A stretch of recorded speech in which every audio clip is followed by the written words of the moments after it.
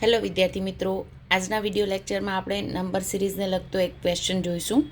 આપણે શ્રેણી આપેલી છે 9, 28, 65, 126, 217, 344 અને ક્વેશ્ચન માર્ક. આમ તો શ્રેણી જોતાં જ ઘણા બધા વિદ્યાર્થીઓ જે પ્રેક્ટિસ કરી રહ્યા છે રેગ્યુલરલી એમને ખ્યાલ આવી જશે કે ગેપ વધુ છે એટલે સરવાળો કે બાદબાકી હોઈ શકે નહીં, ગુણાકાર હોય, વર્ગ હોય કાં તો ઘન હોય. અહીંયા તમને જે સંખ્યાઓ દેખાઈ રહી છે, જો પ્રેક્ટિસ કરતા હશો તો ખબર હશે.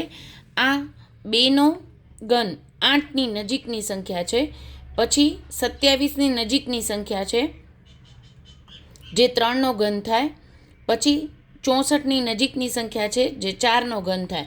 એટલે આપણે શું કરીએ છીએ, અહીંયા 2નો ઘન 8 થાય, પછી 3નો ઘન 27 થાય, 4નો ઘન 64 થાય, પણ એમાં એક પ્લસ થઈ રહ્યો છે એટલે કે 2નો ઘન 8 પ્લસ 1 9, 3નો ઘન 27 પ્લસ 1 28, 4નો ઘન 64 પ્લસ 1 એટલે 65. એવી જ રીતે અહીંયા 5નો ઘન પ્લસ 1, 6નો ઘન 216 પ્લસ 1, 7નો ઘન 343 પ્લસ 1.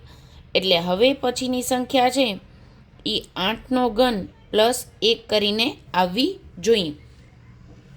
તમે 8નો ક્યુબ કરો છો તો એ સંખ્યા આવે છે 512 પ્લસ 1, એટલે આપણો જવાબ થશે 513, જે આપણા ઓપ્શનમાં ડી છે. D is the right answer. હવે ઘણા બધા વિદ્યાર્થીઓ કહેશે કે એટલા બધા મોઢે ના હોય, પણ જે લોકો કોમ્પિટિટિવ એક્ઝામની તૈયારી કરી રહ્યા છે એ લોકોને વર્ગ અને ઘન તો અમુક નંબર સુધી તો રેડી યાદ રાખવાના જ છે. હવે એને જ લગતો એક પ્રેક્ટિસ ક્વેશ્ચન આપું છું. 4, 9, 16, 25, 36 અને ક્વેશ્ચન માર્ક. સાવ સહેલો છે. આનો આન્સર તમે કોમેન્ટ સેક્શનમાં જણાવશો. Thank you so much.